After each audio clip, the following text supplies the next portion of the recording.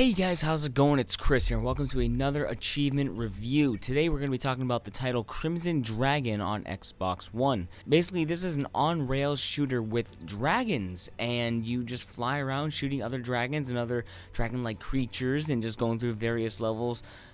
Doing speed challenges, kill challenges, no damage challenges, defeating bosses, and that's really it. Like it's a pretty simple game to understand, pretty easy to get into, not a whole lot of different controls and complicated things you have to really learn besides the dragon roost and raising your dragon and teaching him different abilities, what abilities do what. It's a pretty simple game to understand. You'll get the core concept of it.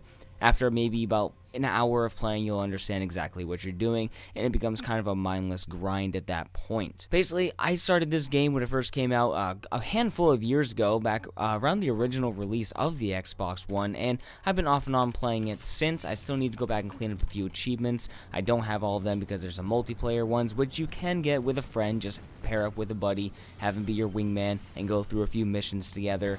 And that's really it for that. And then you have to get a total number of credits, the currency in the game. You have to reach a certain number of accumulative credits, and also the hardest achievement in the game, which is to complete all medals, which is just doing level specific challenges, which is just kind of grindy and tedious for repeating levels over and over again, but it's really not the worst thing ever. I'm just too lazy to do it. The game itself is $15, so it's a little bit on the high end, but it does offer a total of, I think, 1,500 gamer score, so you're getting a little bit more bang for your buck, especially when you're spending $30 on some retail games or even some indie games that only have 1,000 gamer score on them. And that is because this game had a free patch that came out, a free update that added a few more achievements. So with that, it's free extra achievements so you can get pretty easy.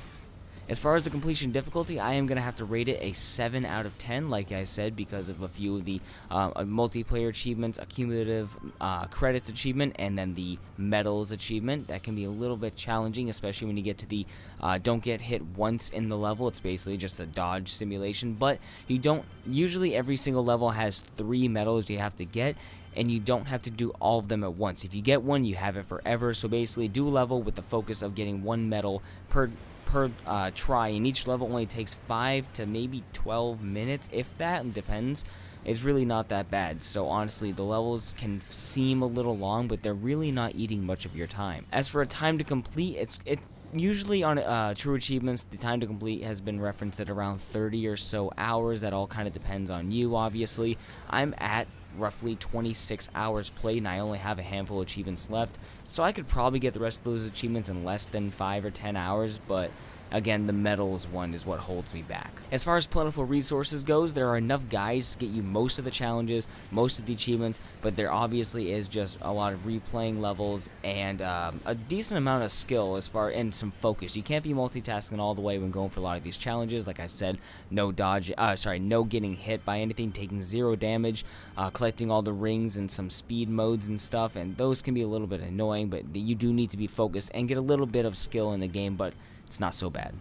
My overall opinion of the game is, like I've been saying this whole time, it's repetitive but fun, honestly. I do enjoy the game for what it is, because it's very bare bones, very surface level, and although it can be a little bit frustrating, it feels like it's dragging a little bit and grindy, but again, I would recommend it just for the fact that you can pretty easily get over 1,000 gamer score in it. I mean, in 26 hours, I got over, I think 1,200 gamer score and pretty easy, whereas in a game like Destiny, there's 600 hours, and you just barely get the 1,000, you know? There's a lot more grind. It all depends on how you want to weigh it. So for 24, 25 hours of your time for over 1,000 gamer score and, you know, not that bad of it, or 30 hours to complete it roughly. So it all depends on how you want to look at it. Anyways, guys, that is my basic review for Crimson Dragon. I hope you enjoyed the video. If you do, leave a like, check out my other achievement related videos, and I will see you in the next one.